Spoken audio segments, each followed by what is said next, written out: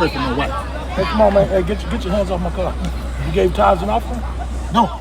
Back the fuck up, man. What's wrong with you, man? Right, so he said, did you pay tithes? He said, can you help me pay my rent or something like that? He said, did you pay tithes and offerings? He said, no. And he told him to back the hell up. Because that's exactly how these Christian pastors is, man. You driving off in a damn, what you call it, a Bentley Bentayga, right? A Rolls Royce or whatever. And your congregation is suffering, man. You only want to do something if there's money involved. Druski, he just exposed these Christian pastors, and we've been exposing them for years, right? They all about money. They all about their game, man, right? This the book of Micah. We're going to start off with this. This the book of Micah, chapter 3 and verse 11. It says, the heads thereof judge for a reward, right? The heads, the pastors, the preachers, they supposed to be leadership in our communities, right? That's how we're supposed to look at them. Right, your spiritual leader is supposed to be your leader all around, because it's the Most High that gives the instruction, and the person that's connected to the Most High is supposed to relay that information to you, right? So you could govern yourself and govern your life, right? But what are these spiritual leaders, so-called spiritual leaders? They not spiritual at all. They all monetary, right? They all about the greenback, which is the money. They all about the dollar bill, y'all. That's what they is. That's what they about. Right? It says, this is Micah 3 and 11. It says, the heads thereof judge for reward. So they'll tell you some things, but they want the money though. They want you to fill their pocket first. It say, and the priests thereof teach for hire. Right, so you got priests out here, they teaching for hire. They only doing it. The only reason they go to them damn cemetery schools to get ordained as a minister and all of that, and so they can start these churches, get that tax 501c3 tax exemption, right? Tax exemption, and basically just rack up money off the blind sheep, off the lost sheep, man. Not really giving you no guidance, not really feeding you spiritually. They're not doing none of those things. They're not telling you to keep God's commandments. They're telling you to just put this money inside this bucket and the Most High go bless you in return. And it don't work like that. It don't work like that. Y'all got to realize that y'all being pimped. Y'all being scammed. Y'all being bamboozled, man. Right? And the quicker y'all realize that, the quicker these hypocrites, will fall off, and then the Lord would direct you to the true men, that are teaching His word, right? It says, the heads thereof judge for reward, and the priests thereof teach for a hire, and the prophets thereof divine for money, right? So they give you a divination for money. It say, yet will they lean upon Yahweh and say, is not Yahweh among us? None evil can come upon us, right? So you thinking you dealing with the Lord when you going to these men, but you're not. You're not. You dealing with them in their bellies, man, right? Them in their bellies. They just want to fill their belly with the money, man, right? Let's go to the book of Isaiah. All right, Isaiah chapter 56 is what I want.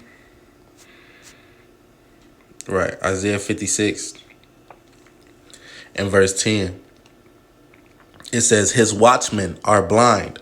Who is the watchman? Your watchman is supposed to be like your spiritual leaders, man. The people that's watching out for you, that's looking out for the flock, looking over the flock, like an overseer, right? Like a shepherd, right? It says his watchmen are blind. They are all ignorant. They are all dumb dogs. They cannot bark, sleeping, lying down, loving to slumber, right? So you got lazy pastors out here, right? Lazy pastors. They not really what they profess to be about. They not really looking out for the sheep. They false shepherds, false pastors, right? Verse 11. Yea, yeah, they are greedy dogs, which cannot have enough, which can never have enough. You saw him, he was in there with the money counter. That's how them pastors be back there in the back of the church after they get all them tithes and offerings. That's why you had what's dude name? Marvin Winans, whichever one of them he is, man. Right? Talking about, close them doors. I need 40,000, close them doors. He didn't want nobody to leave until they gave something up. And then you had the other one, I think his name was Marvin Sapp or whatever, or Marvin Winans. The lady gave 1,200, and he was like, I told you, either $1,000 line or $2,000 line. You 800 short. I need you to go get that 800. So these people is greedy dogs, man. They always want you. They want you to fill their pocket, and they not giving you no real spiritual food, no real spiritual information. Right? The Lord said He gave His word for free. Right? He said, freely give, as freely you have received. Paraphrasing, man. Right? So why are you making people pay for the word? It said, yeah, they are greedy dogs, which can never have enough, and they are shepherds that cannot understand. They all look to their own way, meaning they only in it for themselves, for their own gain. Everyone for his gain from his quarter. So they only in it for their money. They only in it to get their quarters up, man. To get their quarters up. But the Lord said He's going to give you pastors according to His heart. Right? Let me see.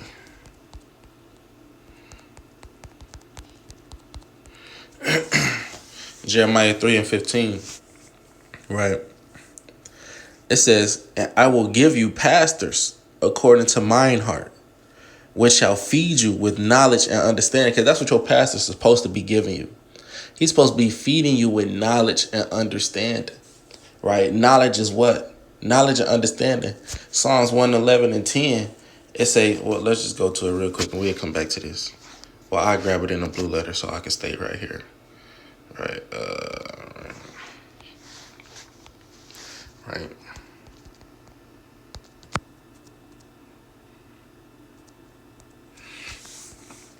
Psalms 111:10.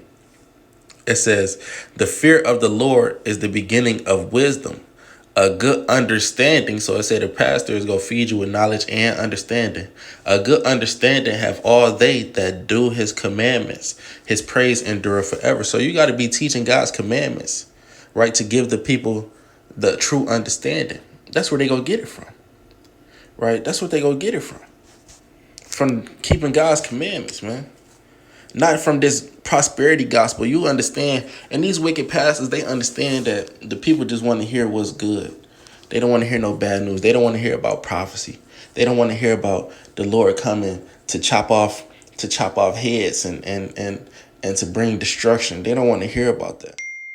Right? He know that they want if he keep the people happy, they gonna continue to pay that money. And that's a wicked thing right there. That's a wicked pastor. Right? I believe I want Isaiah 30 and verse 8. This is Isaiah 30 and 8. It says, now go write it before them in the table and note it in the book, that it may be for the time to come forever and ever, that this is a rebellious people. Right? Our people, we rebellious, man. Especially blacks and Hispanics. We rebellious. It's a lying children that will not hear the law of the Lord. So the pastor know that 9 times out of 10, our people don't want to hear that. But the law is ultimately what's going to help them in life, right? The thing that you want to hear ain't always what's best for you. But these pastors out here, they finessing you being yes men, right? Being yes men to you, telling you what you want to hear, speaking smooth and sweet things in your ear. Telling you that God love you no matter what you do and all these things, that you go out and do whatever you want to do. Smoke crack and commit adultery and do all of these things. And the Most High you still in the Most High good graces when it don't work like that. You got to keep God's commandments to stay in His good graces. It said that this is rebellious people, lying children that will not hear the law of Yahweh, which say to the seers, see not, and to the prophets, Prophesy not unto us right things. Speak unto us smooth things. Prophesy deceits. So they've been saying our people, they so wicked. They told the real preachers and pastors, like when we out there, we the real pastors according to the Lord's heart. And they don't want to hear what we got to say. Because we speaking the real. Like I said in my last video, we give the straight drop. Right? We give the raw, uncut truth, man. It ain't stepped on when we out there. Right? But these pastors, they cutting it. They cutting it with baby aspirin. Right? They cutting it. They cutting it with anthrax and all of that. They not giving you the straight drop. Right? They not giving you the whole thing, man. They giving you the stepped on. Right? Where it's not even nourishing you. It's not even giving you what you longing for. Right? It's giving you a quick buzz. They didn't made a system out of it to where they could just do this for you and you keep putting the money in their pocket. Right? They prophesying to you deceits. They speaking smooth things to you. Because who don't want to hear something smooth? Who don't want to hear good news? That's all they want to give you is good news. Where's the bad news, Pastor? The Most High, he say a lot of bad news. So what's going on? Why it's always good news every time I come to church? You telling me the Lord, he don't get mad? Most High don't get mad. He don't have no other emotions. He just happy all the time. He just happy. Everything is just prosperity gospel every day. Every day. It don't work like that, man. Tell the people the real, you pastors out there. If you proclaiming to be one, get the people the real. Stop just looking out for your own self, telling the people what they want to hear, so they put them coins in that bucket. Right?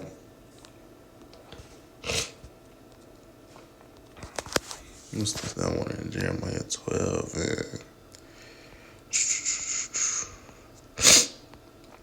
Jeremiah 12 and 10. It says, many pastors have destroyed my vineyard. They have trodden my portion underfoot. They have made my pleasant portion a desolate wilderness. Right? And you Christians, y'all mad, man. Y'all mad, but y'all destroyed the people. Y'all destroyed the communities, man.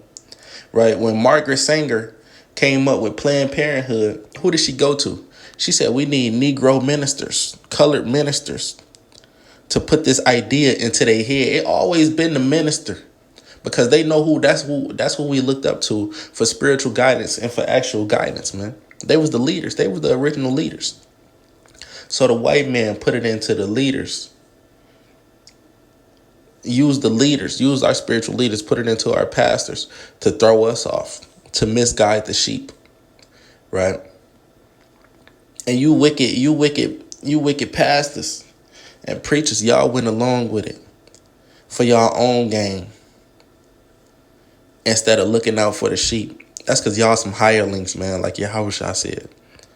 Many pastors have destroyed my vineyard. Who is the vineyard? The vineyard, when you read Isaiah 5 and 7, the vineyard is the nation of Israel. They have trodden my portion underfoot. They have made my pleasant portion a desolate wilderness. They made us desolate, man. They destroyed us with they wicked guidance, man. Right? Isaiah 9 and 16 say that the leaders of this people caused them to err, caused us to go off. Right? Our spiritual leaders, man. Let's go up to verse. Let me see. Hold on.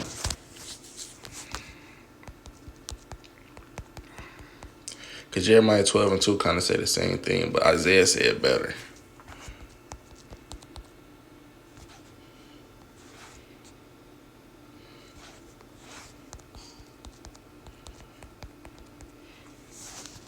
Isaiah 29 and 13, right?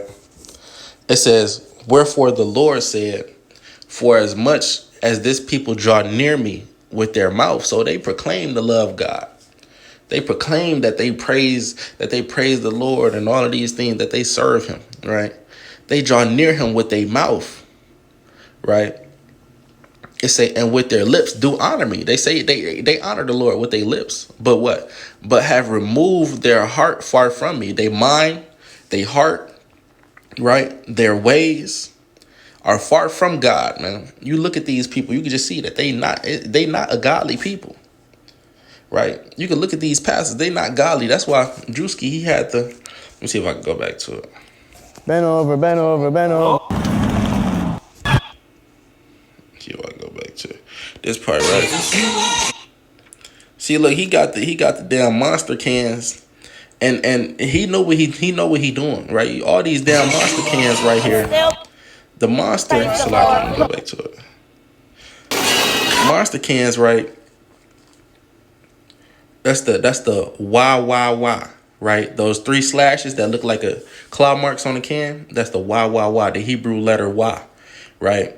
Which is the sixth letter in the Hebrew alphabet. So ultimately, that's 666, right? So these pastors, right? They not serving the Lord. They serving Satan, man. Right? And Druski showing it to you plain as day right there with all them damn monster cans right there. Right? That's who they really serving. Right? It says, for as much as this people draw near me with their mouth and with their lips do honor me, but have removed their heart far from me, and their fear toward me is taught by the precepts of men, right? So the people, they don't really have no fear from the foundation of the law or from what Yahweh Bashim Yahushua been telling us, but it's taught by the precepts of men, man, right? By the rules that these men have created for us to live by, right? And we ought to obey God rather than men, right? I'm going to end with this, though. This John 10, right? Because I ain't want this one to be long. This John 10, and I'm going to start at verse, what's that I want? I'll start at verse 10, right? I'll start at verse 9, matter of fact, right? It say, I am the door. By me, if any man enter in, he shall be saved and shall go in and out and find pasture, right? So we got to enter in through Yahushua, right? He said in, I believe that's Matthew 7 and 13, enter in through the straight gate, right? The straight gate meaning it's a narrow, straight meaning narrow, right? And the Christian church is the wide gate. You don't want to go in through there. Being a Muslim is the wide gate. You don't want to go through there. Being Buddhist, being Afrocentric, being what they just call spiritual, worshiping the universe and going into divinations with the tarot cards and the readings, the palm readings and all that. That's the wide gate. You don't want to go in there. You want to enter strictly in through Yahweh Bahashem Yahushai. Yahweh in the name of Yahushai. You want to enter straight through that gate, man. That's the straight gate. It says, by me, if any man enter in, he shall be saved and shall go in and out and find pasture. Verse 10, the thief cometh not but for to steal and to kill and to destroy. These pastors, they came not but to steal your money, right? Kill you spiritually and destroy you mentally. I am come that they might have life and that they might have it more abundantly, right? So Yahushua, he came and the people that, he raised up to come after him came to bring you life more abundantly. He said, I am the good shepherd. The good shepherd giveth his life for the sheep, right? So a real shepherd would give his life for the sheep. We out there on the corners telling our people we in danger out there. Romans 12:1 say, set your body as a living sacrifice. That's what we do every week. We out there on the corners, man. Right? Because we know the government don't want us giving you this knowledge. We know our people, some of our people, they wicked. They don't want to hear this knowledge. So we out there putting our lives in danger, for real. We giving our life to edify the sheep. It say, but he that is an hireling, a hireling, right? Let's go to that word real quick. Let's go to the blue letter. All right.